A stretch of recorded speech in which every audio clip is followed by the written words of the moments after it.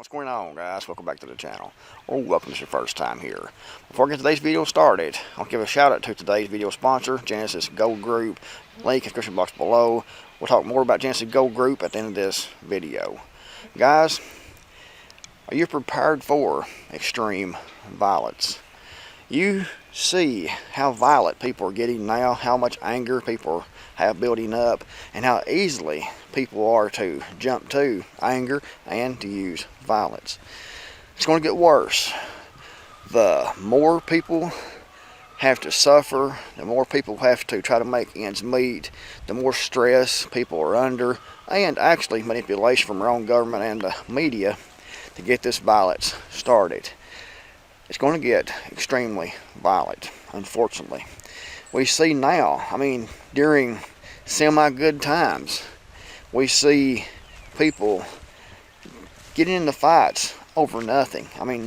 Jump out of their vehicles in the middle of the interstate and just have a fist fight, or come out with baseball bats or guns and actually kill each other in the middle of the street, not even knowing each other, not having any prior contact with the person that they are trying to kill, trying to assault.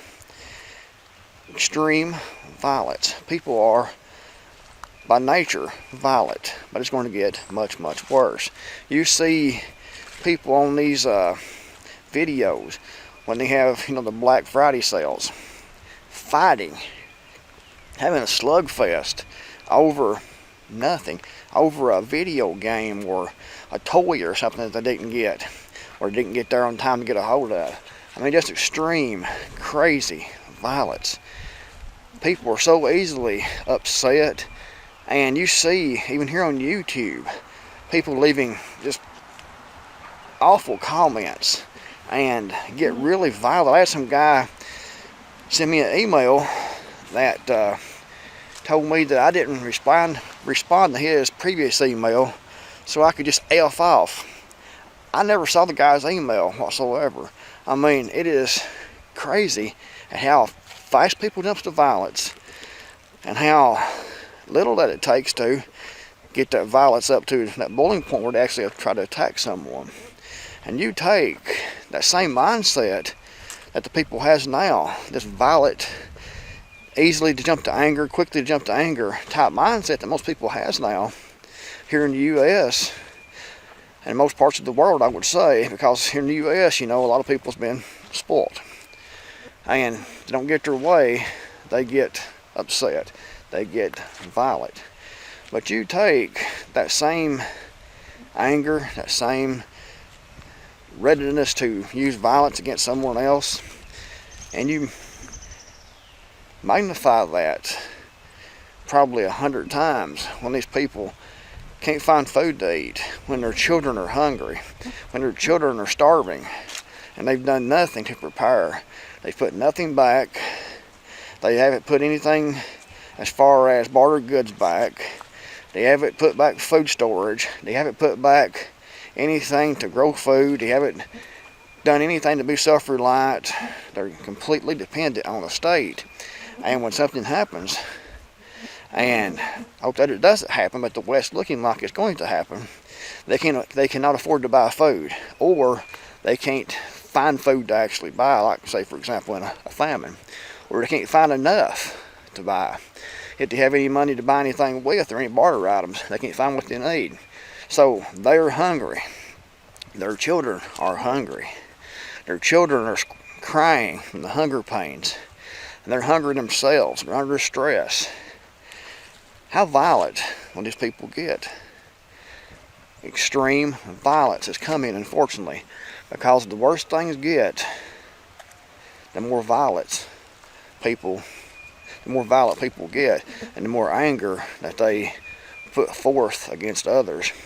And even if it doesn't get, to the point where people are starving and can't find anything to eat, if, say, there's massive unemployment, like there was in the first Great Depression in the 1930s, something like that, mass unemployment, people having trouble making ends meet, they're going to be under stress, and they're going to be more and more violent. You might be at the supermarket, and you might have enough resources to actually go buy you know, a loaf of bread and some eggs or something like that, whatever, and some cooking oil, and you are bringing that out, and someone else can't afford that, they're going to get angry at you because you can. And they're going to be coming, waiting to rob you in the store parking lot, to invade your home to take what you have because they don't have what they think they need or what they deserve. And this is happening now. It's going to get much, much worse as times get more difficult, and the more trouble people has making ends meet and feeding their family, that violence is going to fester up, especially against people who they think has more than them. They're going to have this anger against people who have prepared. If you have things and they don't, they're going to be angry at you for having those things. I mean, we've seen this before. You take someone will be jealous of someone else's automobile, someone else's ATV or something like that, and they'll actually try to do damage to that because they're jealous because they don't have it. They hadn't worked, they hadn't prepared for it, they hadn't managed their finances to get that, but you did, and they get jealous. They look at you like, because deep down it just festers, and they hate you for what you've done and what you put back and what you have. They hate you for your success. You see it here on YouTube all the time. People are jealous in the comments they make and things, and I've worked hard for what I've got. If you know my story, I was raised dirt poor, been homeless, been in tents and things, and everything I've got, I've earned. I didn't have it gave to me. I didn't inherit anything. I worked and worked and worked and saved and managed to get what I have. But still people are jealous. And if you have something and other people don't, they're going to get jealous. They're going to get angry. And if they think they can get by with it, they will take what you have. They will rob you for what you have. You may be out working your garden, for example, and they just show up with a truckload of people that they gathered up to take what you have, to take your garden produce you're harvesting, to going in your home, and take your food storage, your weapons, they think, whatever. Take your wife, your daughter. And this is the worst case scenario, and hope it doesn't get this bad, but it definitely could. Look at history. Things do happen. Really bad things do happen. But unfortunately, right now, people are already violent. And like I said, it's going to be magnified 20, 100 times when they get starving, when their family gets starving. I mean, you ask yourself, personally, what would you do if your child was hungry and you had no food to feed your child? You couldn't go out to the supermarket and buy no food to feed your child because either it wasn't there or you couldn't afford it. You couldn't afford to go out and buy that. What would you do if it was your child, if it was your grandchild, to feed that child? When that child starts crying with those hunger pains and they're twisted over in a knot because of the hunger pains, what would you do? Now think about that. There's lots and lots and lots of people here in the United States and the world who aren't prepared, who haven't put anything back whatsoever, no matter how much people like me has begged and pleaded and tried to get people to put things back to prepare. They haven't. They refuse to.